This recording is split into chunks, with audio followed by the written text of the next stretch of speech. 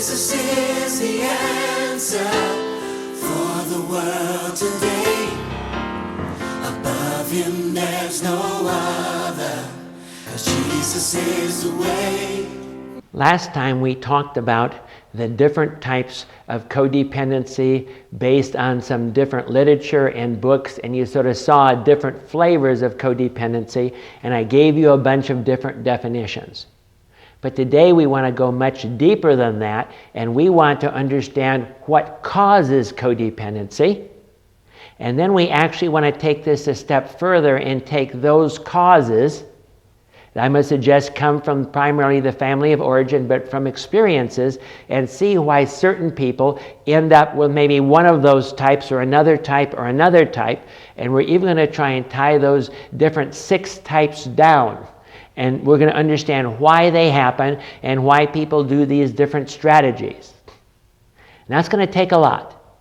But the first thing we want to realize is, what is the original origin of the problem? I'm going to suggest the original origin comes from your family of origin, where you grew up, that there were certain things you learned, and it's sort of a this leads to this, leads to this, leads to this, leads to this type of a thing, and I'm going to outline that all for you eventually. But the first thing is, what is the origin of the hunger, of the thing inside, the emptiness that makes the person cope in codependent ways? And the answer is a dysfunctional family. Now, do we have like functional families and dysfunctional families? No, it's a whole spectrum, isn't it? Families are functional to a certain degree, and other families are not very functional, but we're going to look at it that way initially. I'm going to suggest these are the things that lead to problems. As an example, distant parents, they're just too busy. Non-loving parents, they don't act in a loving way. The person doesn't feel loved. They're not touched. They're not demonstrative. Divorce, abandonment, death. You don't have to get all these down. I'm just giving you a picture.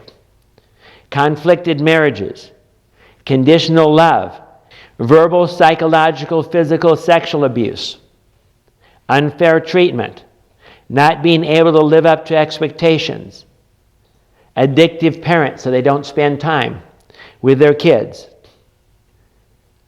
forced coping. See, do you realize some people are almost forced to become codependent? Think of these sort of extremes. This is what the kid learns in a dysfunctional family. I have to take care of myself or my needs won't be met. You're either controller or controlled. One of the two. If you don't beat them directly, manipulate. That's how to get your needs met. Honesty doesn't work. Because of their irresponsibility, you have no choice but to rescue so your needs will be met. You have to protect yourself and be a survivor. Because the environment you're living in, that's the only way. There's no time to be a kid or to develop. You've got to be a parent. You've got to take care of yourself. No one else will. You have to cope with an unpredictable world. You can't face the fact of having an unreliable God. Of course, your parents are your God. So it's safer to blame yourself or blame others. You will learn by their example, and of course, what's their example? See, if you do not understand, you do not have boundaries, what are you going to try to do? Control. And all this ends up with what? A void. One person said this way, like walking around feeling like the hole in the middle of the donut. There is something missing inside me. I'm not okay, you're not okay. You don't feel safe and you don't feel secure. So now let's compare a little bit these families, and let's look at what a functional family should look like, and then let's look at what a dysfunctional family looks like. And then we're going to take and see the consequences of that and see how those consequences lead step by step directly to the different types of codependency that we got a little bit of a glimpse at in the last lecture. Functional families. Love, having each other's best interest in mind. Boundaries. Instead of control fights and chaos, they use effective boundaries. They allow people to have choices. They don't force anyone to do anything, unless, of course, it's dangerous or something. They have rules. It's okay to trust. It's okay to feel. It's okay to talk. You are special. You are still loved even if you make a mistake.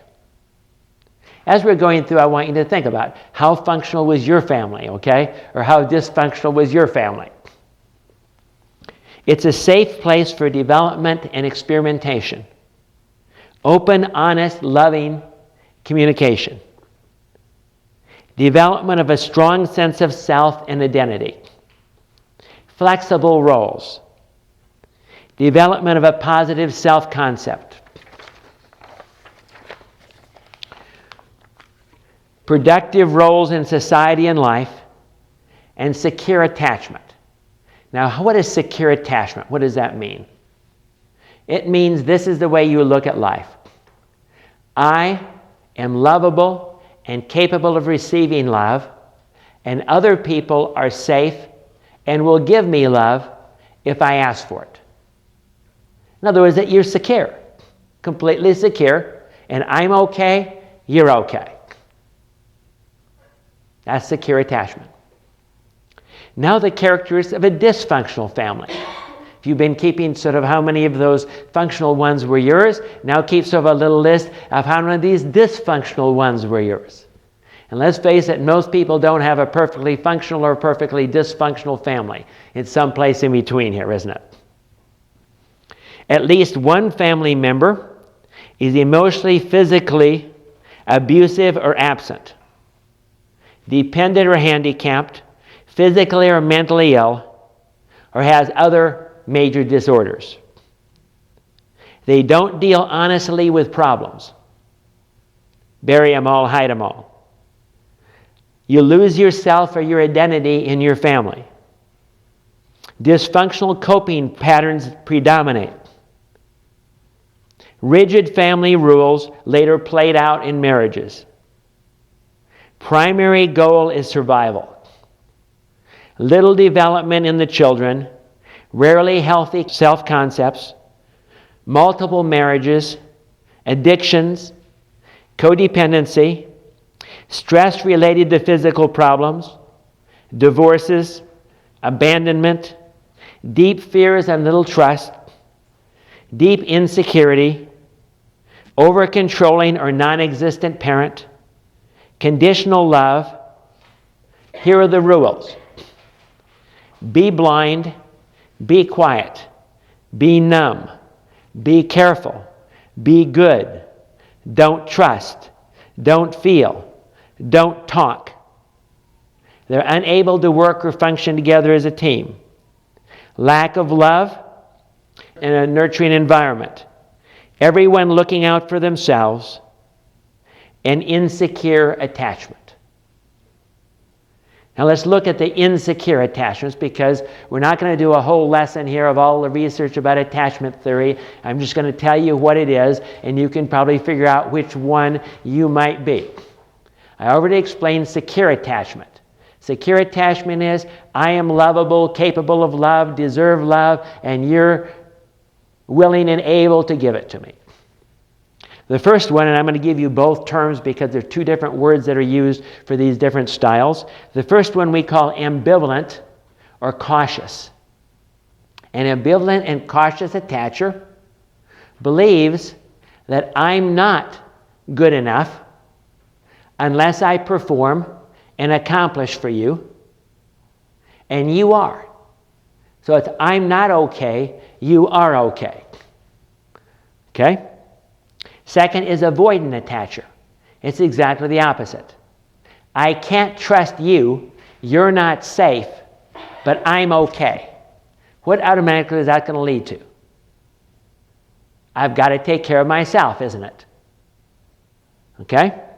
And then the third one is a disorganized or fearful attacher. And that is a person, many times they've been abused, many times they're very emotional, and it's, I'm not okay, I'm not worthy of your love, I have to perform to get it, but you're not okay, and I can't trust you either. Do you see those three types of attachment? And of course, they're different. We call that insecure attachment versus secure attachment, where in the secure attachment, it's I'm okay, you're okay. We'll see how these all fit together here later on. But you see, the suggestion is you actually get these attachment styles between about age 1 and 2. Because see, if you go and come to mommy crying and mommy says, quit sniveling, what do you learn? Mommy's not safe. But if mommy picks you up and hugs you and tells you it's okay and kisses your owie, it is okay. Or if your parents are critical of you all the time and you never can do anything right, what do you believe about yourself? There's something wrong with me. So all of these are based on experiences at a very early age. And of course, they build from experiences later on in life as you go through life. But you end up pretty much with one of these directions sort of in your life that predominate, and they can last your entire lifetime. But they're going to have an effect on your overall codependency, or lack of it, depending on how all these things work. The next thing that is critical is a power struggle. And I believe that the power struggle underlies all of codependency.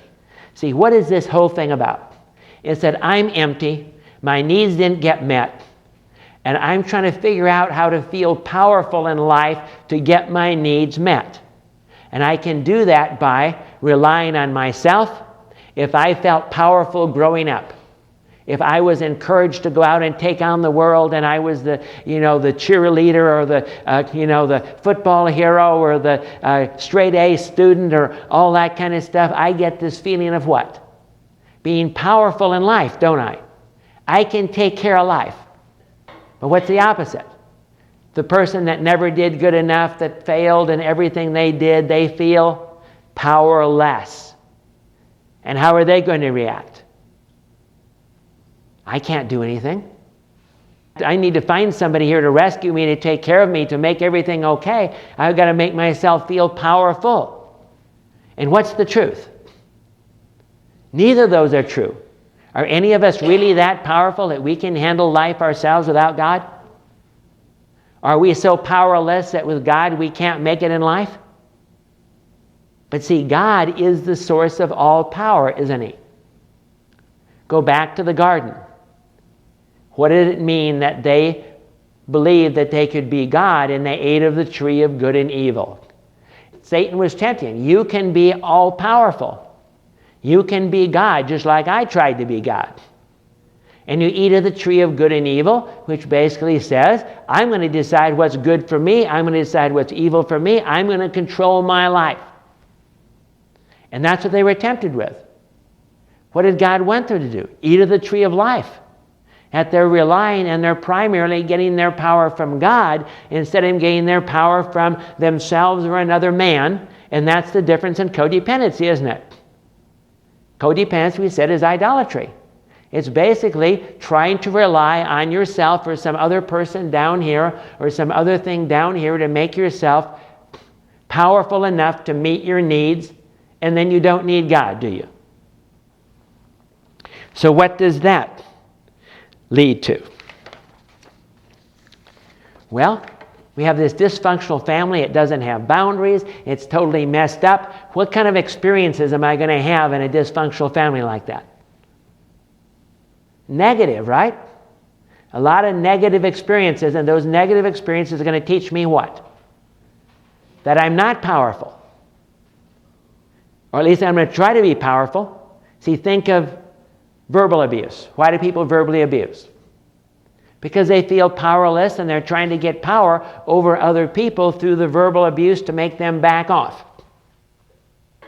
And this leads to sort of deprivation, desperation, coping, catastrophizing.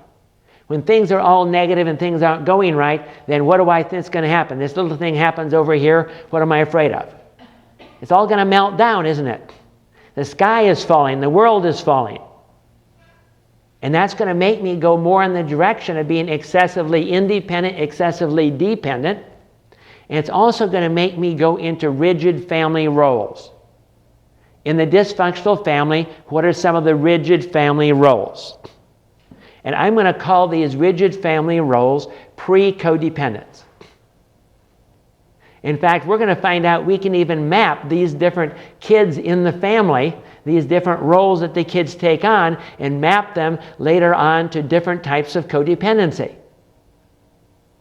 Now, we haven't even come up and talked about the 6 different types of codependency, but I'll still mention them here a little bit just to give you an idea. We have the hero in the family.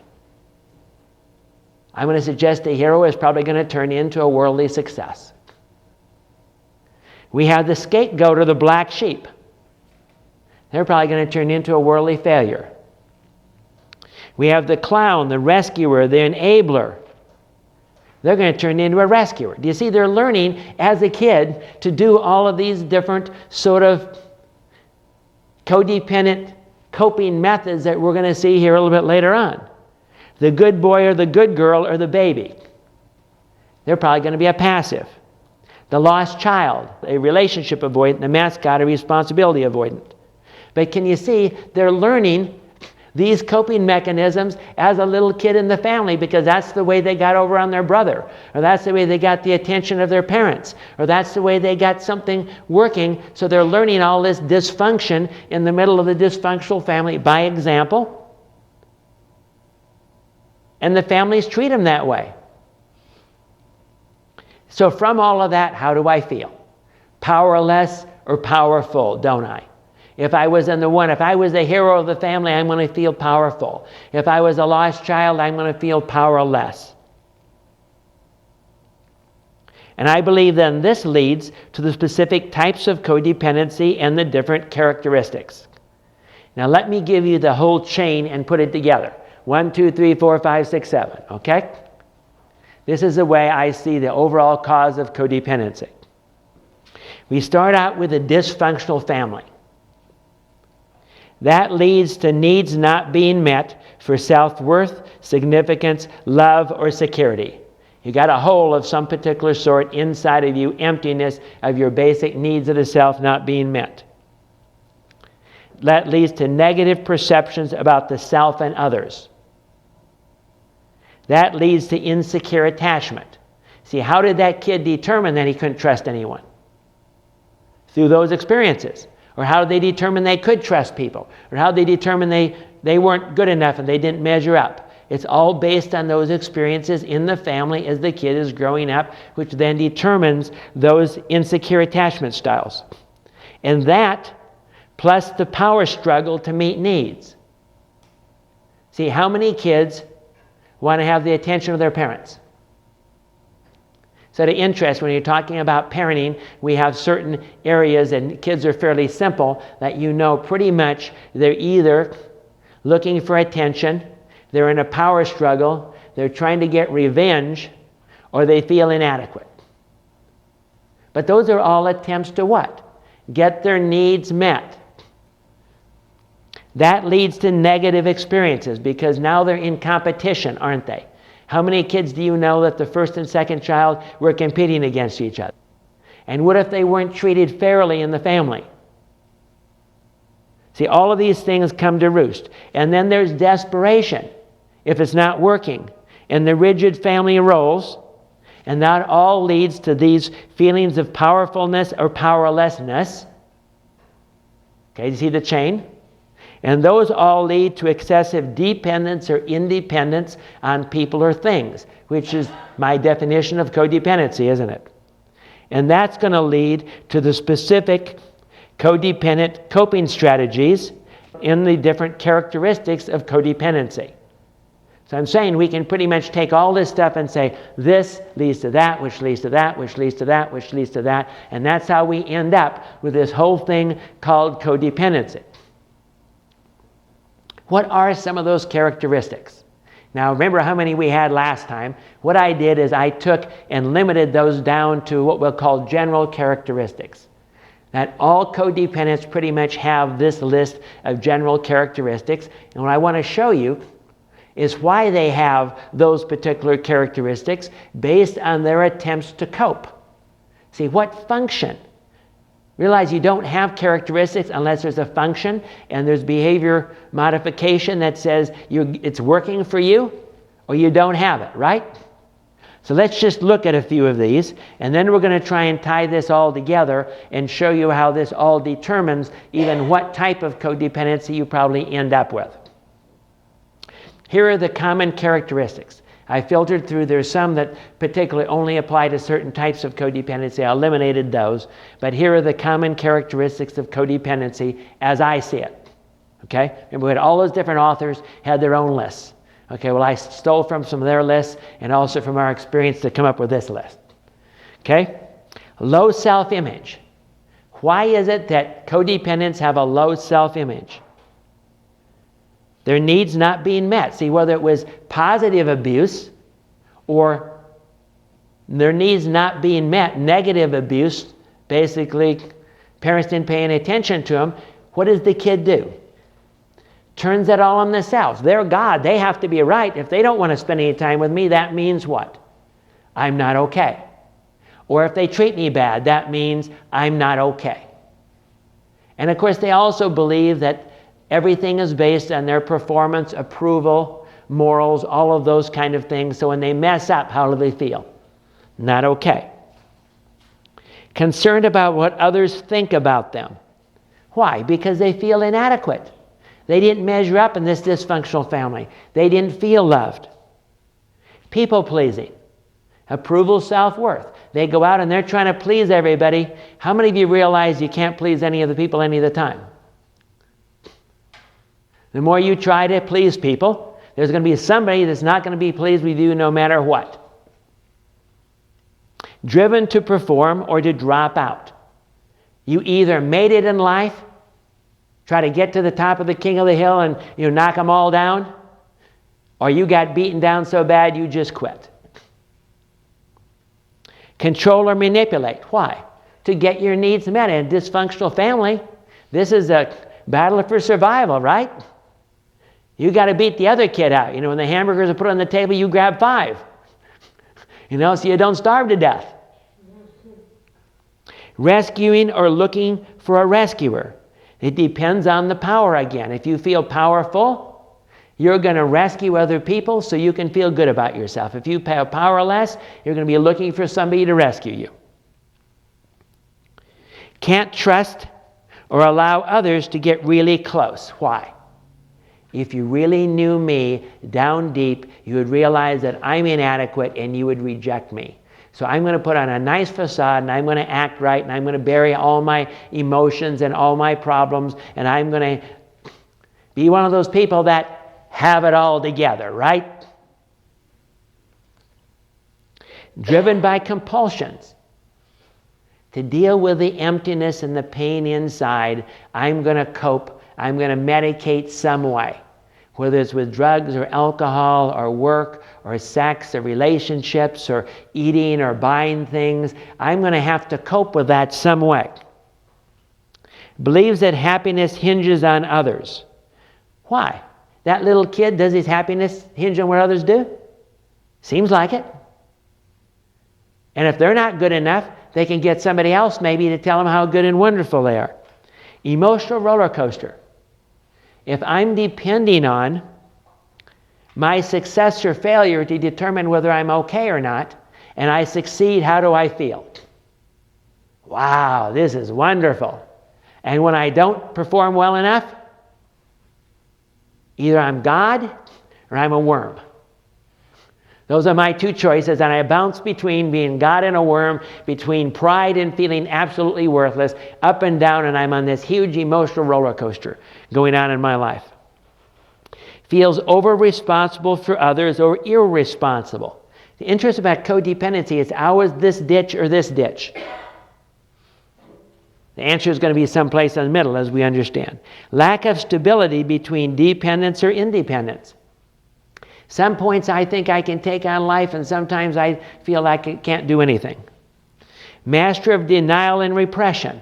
so I won't hurt. If I deny all my emotions, I don't hurt. You learn that as a kid. If you just tell yourself, you don't care what your dad thinks anyway, and so when he doesn't come to your birthday party, you don't care. Of course, that's the biggest lie you've ever told. Everything seen as catastrophic or extreme. Because to a little kid, if their parents fight, what's this like? It's like the Father, Son, and Holy Ghost having a knockout drag down. I mean, their whole world depends on these parents, so everything is terror. It's this huge thing.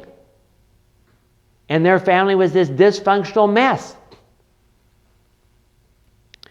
Lost or undeveloped identity. People pleasers change their identity to fit whatever the people want them to be like at that particular time, and therefore don't have a set identity. Can't handle criticism and take it personally. If I don't think I measure up and you criticize me, how bad does that hurt? Because you say, you're right, I'm just a worm, I'm worthless, I'm no good, I'm totally unworthy. And how about anger problems? Anger is energy to resolve a problem. How many problems does this kid have? So how much anger are they going to have? But not only that, anger can make you feel powerful, can't it? Why do you think abusers abuse?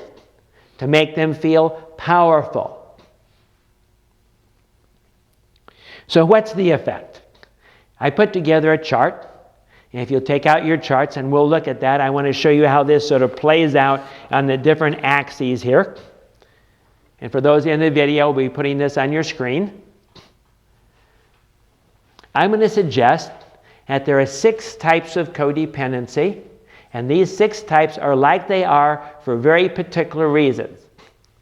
It simply depends on how you view life. It's all based on your perceptions of life.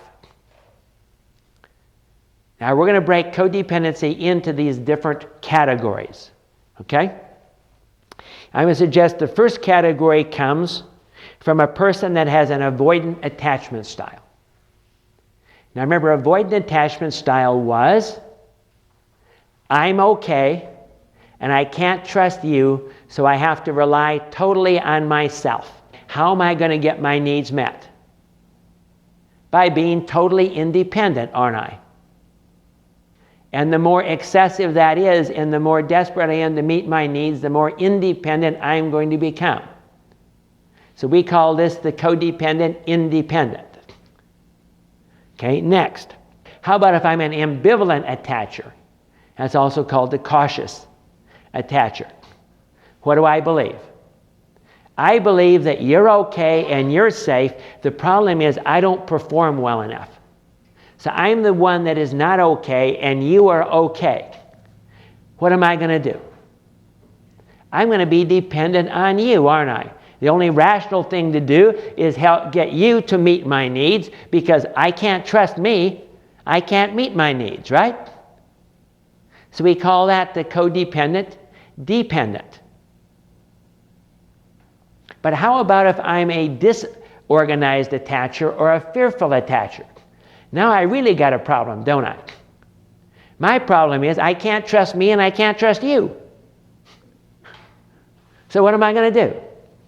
I'm going to drop out. Or I'm going to figure out ways to try to meet my needs, but I'm going to avoid. Now let me give you other terms to make this clear. See, I had a boss one time. You can guess what kind of a codependent he was. And this was his saying: lead, follow, or get out of the way. That's what this is. The independent wants to lead, the dependent wants to follow, and the avoidant wants to get out of the way. What's another way to look at it? Through the ways we try to control our lives. The first one is aggressive. They're independent, they're going to go out and do stuff, aren't they? The second one is passive. They're going to try and get the other person to meet their needs, okay? And the third one is passive-aggressive. Now, passive-aggressive people are in this last category. Now, the other thing I was talking about is the connection, okay? The first one, the independent, is disconnected, overly disconnected from people, aren't they? The dependent is enmeshed. They're too close to people. And the avoidant is isolated. That they basically just totally withdraw from people. Do you see that? Of how these things sort of break out based on how the person attachment style is. How they see other people and themselves determines whether they're going to be a codependent independent, a codependent dependent, or a codependent avoidant. Do you see that part of the chart? Okay, but now we have another question. It seems that there are even independents that operate a different way. And why? I'm going to suggest it is determined by whether you feel powerful in life or you feel powerless in life. Another term we could use here is we have a proactive optimist that can measure up, or a reactive pessimist that cannot measure up. And these people are, even though they fit these other categories, are going to still deal with life differently. Okay? Another way to look at it is the powerful person is God, and the powerless person is the worm. See, how much power do worms have? In fact, in my yard, sometimes the neighbor waters and the concrete gets all sort of covered and all these worms go out in the concrete and then it dries up and they all fry, right? And how many people do you think walking down are nice enough to pick up these worms on the sidewalk and put them off to the side?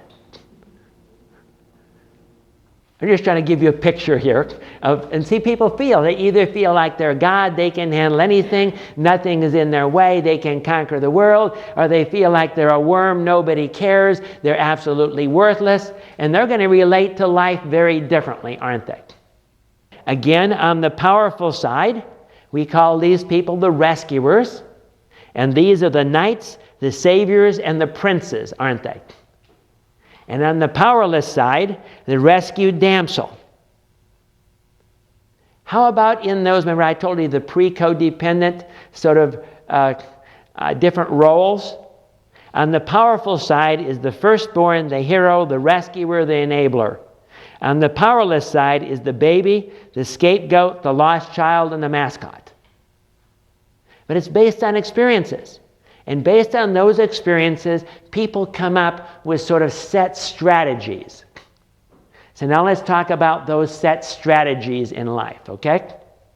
The first one we're going to call the codependent, independent, worldly success. This is the guy who feels powerful and they want to lead and they're going to take on the world, aren't they? The worldly success relies on themselves to accomplish things and rescue others so they can feel powerful and significant. They are proud and driven by performance and approval self-worth. They compete, do not trust, and use others as tools for accomplishment so they avoid close personal connections. This is that CEO of the company that uses people for his accomplishment and really doesn't care about the people working for him. But you see, he's getting his needs met, right? I'm so wonderful, I can do anything. Everyone applauds them and pats them on the back and they say, aren't I great? Now realize each one of these I'm describing here, we're going to have a whole class on that particular style, okay? But now we have the powerless one. The codependent, independent, worldly failure. Feels powerless and blames others and God for hindering their success. Desperation from fear of failure and abandonment results in anger, jealousy, controlling, and abusing others. Fearing rejection, they maintain a facade and avoid close personal connections. Now let's look at the dependents. What are the different styles of the dependent? Here we have what we call the codependent dependent rescuer, and they are the one that feels what? Powerful. So what are they going to do? Act powerful. The dependent rescuer is a perfectionistic and over-responsible to feel needed, important, worthwhile, and powerful. Rescues and enables to win others' approval and love because they feel unworthy of love unless they perform. They're critical and controlling to fix and manipulate others to meet their needs. See that picture? And we looked at all of these, and by the way, that's the main one that's in the literature. You know, the ones that we looked at, Melody Beatty, and we looked at Pat Springle.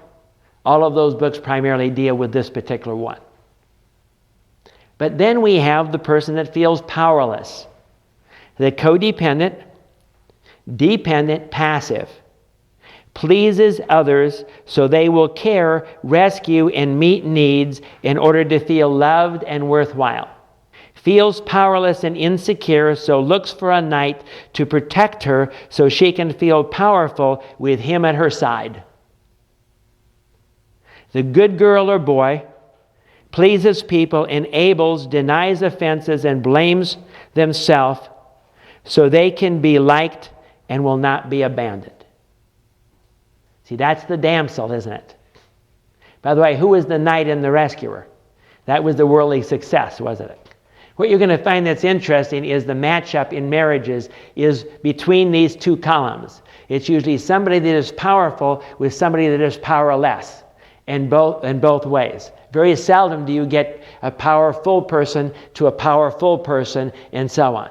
But that is possible. It does happen. So now the avoidance, and the avoidance are actually even more interesting because these are very unique strategies that they come up with, and you have to really think about them to understand how it works. Why? Because they're passive aggressive. It means on one side they're acting one way on the surface, but underneath we have something totally different going on in their life, isn't it? So let's take the first one. We call it the relationship avoidant. This is the victim.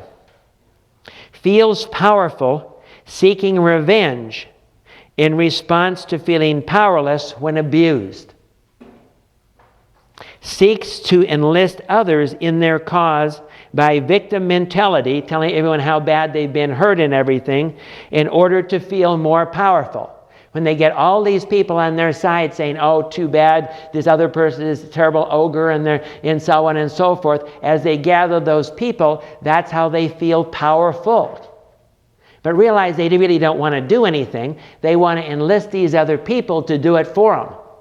The tough girl or tough boy, the victim mentality justifies and manipulates to bring attention, support, and enlist others to be on their side to feel more in control and more powerful. They avoid deep relationships and commitment due to lack of trust. How about the powerless one? That's the avoidant. Passive-aggressive person, how do they cope? We call that the responsibility avoidant or irresponsibility. They feel powerless and out of control, so they avoid doing things and they procrastinate. They fear failure, so they play it safe by not doing anything at which they might fail. Looks for someone to enable them by doing what they do not want to do, and is trapped in an over-under responsible relationship. See what happens? They don't do anything, so they usually marry a good dependent rescuer. The dependent rescuer feels good about themselves by all the stuff they're accomplishing, and they end up trapped in those kind of relationships. Now the party boy or girl, that's what we call them, sees life in God as too hard, so they quit trying and they just look for pleasure. They just sort of enjoy life and just take care of themselves. Now I realize that's quite a bit of information I just gave you there, but do you see what I'm saying? We have a matrix that now makes sense of why people do the different types of codependency that they do. And we can add that to our codependency inventory, and later on we will. How can we try and determine what type a person is? Now, can a person be somewhat in between these?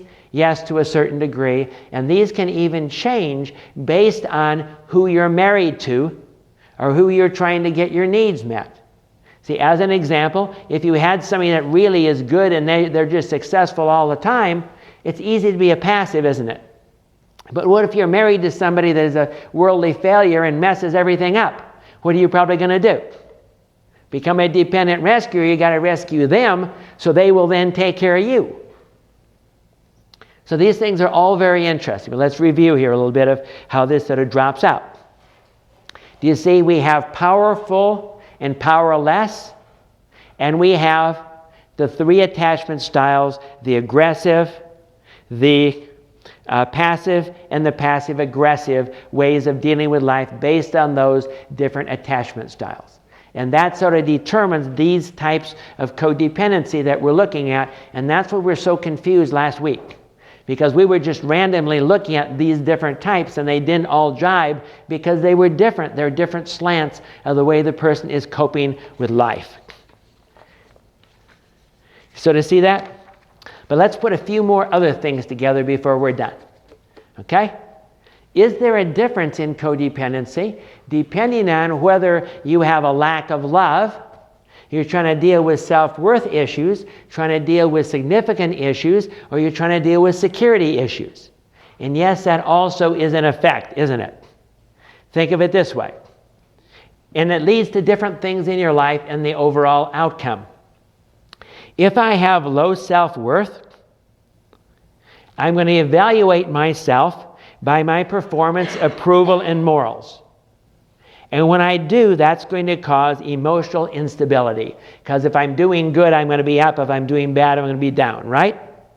And that's going to lead to excessive dependence or independence, performance and approval, self-worth, stress, and eventually possibly addictions to kill the pain of the whole overall thing. How about significance? That's normally going to lead to a driven person because they're trying to be significant. They're trying to win the rat race, aren't they? Play king of the hill, get to the top of the hill. That's going to lead to excessive independence and increased stress. Why? Can you ever stay on the top of the hill? Can you ever win that race?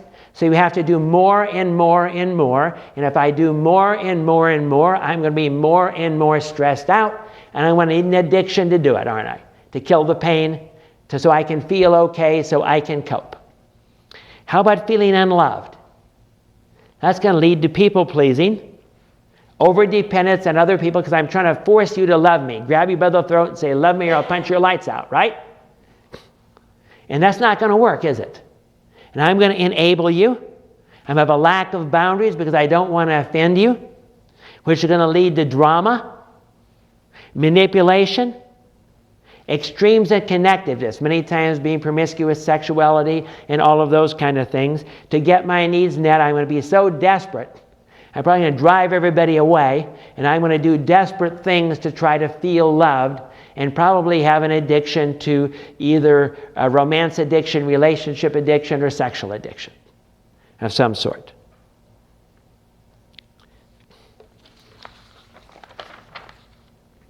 How about security? If I feel insecure, what's that going to lead to? Control. See, what if you're totally surrounded in Iraq by 5 suicide bombers and they're all shooting at you? How much control do you want? 100%. So the more insecure a person feels, the more they feel in control. Then they take one of the styles. They either try to control by being passive, aggressive, or passive-aggressive. And what does that lead to? Chaos. See, if we're not relying on God to be secure, we're going to rely on ourselves. What really happens? We get more insecure the more we rely on ourselves. And the more insecure, the more controlling, and the more manipulation, everything I'm going to have. And I might even become abusive and try and force other people to meet my needs. By the way, women normally have a deficit for what? Love and security, and men have a deficit for self-worth and significance. That's what really drives them. That's what sort of the whole problem is. So the question is, what's wrong with codependency? I'm going to suggest one thing. It doesn't work. Because that's what everyone's trying to do. They're trying to all make life work, meet their needs. They're in this power struggle to meet their needs, and these are just all strategies that they've come up with to try to meet their needs. But do these strategies really work? That's my question for you. Think of it this way. If I try to make myself worthwhile, significant, loved, and secured through my own self-effort and others, does that really work? I just try harder, I spin my little treadmill faster, but do I really get my needs met in the long run?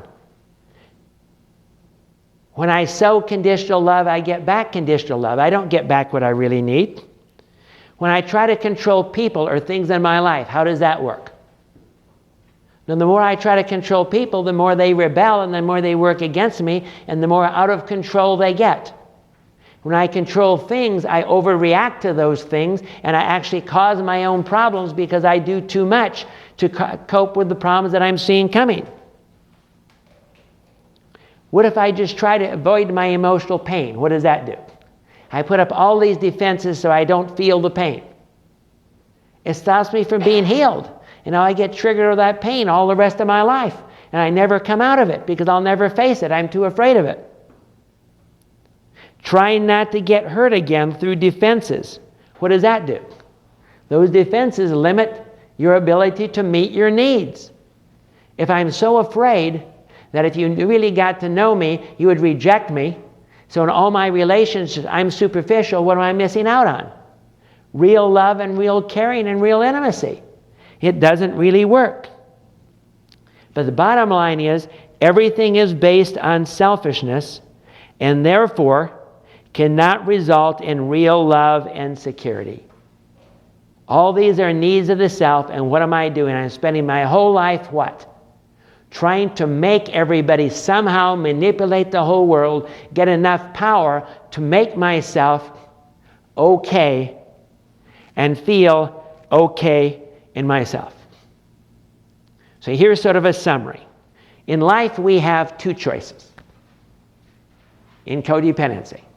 We can either be our own God, or we can look for another God here on earth to meet our needs according to the riches and glory, right? So here's the way it goes. I am my own God and must be self-sufficient or powerful. This leads to extreme independence since I am in competition with everyone else to meet my needs and can trust no one. That means I'm going to be macho, prideful, controlling. I can't admit I'm wrong. An unending need for more.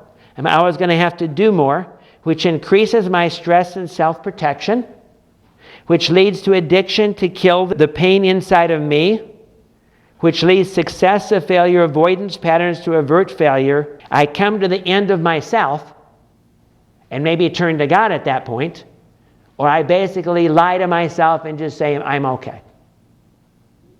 How about the other one? I'm looking for a God on earth to meet my needs because I'm a powerless worm. This leads to extreme dependence to get the needs met, leads to people-pleasing by being good or performing, whichever they want, being a good boy or good girl, if I think that will lead them to meet my needs, or I'm going to be critical, fixing, and blaming and try and force people to meet my needs if I don't think they will, or I'm going to become a victim and get them to feel sorry for me so they will try to meet my needs. But I'm not going to be able to please them all, am I?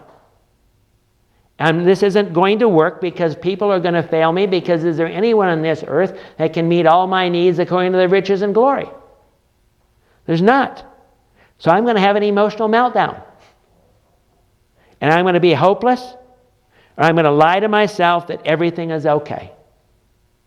So what's the answer to this whole thing?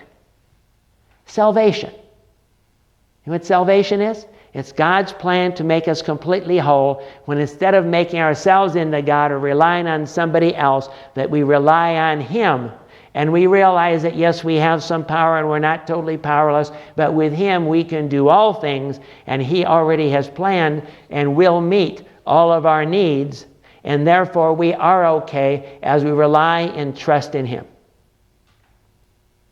See how the pieces fit together? Let's pray.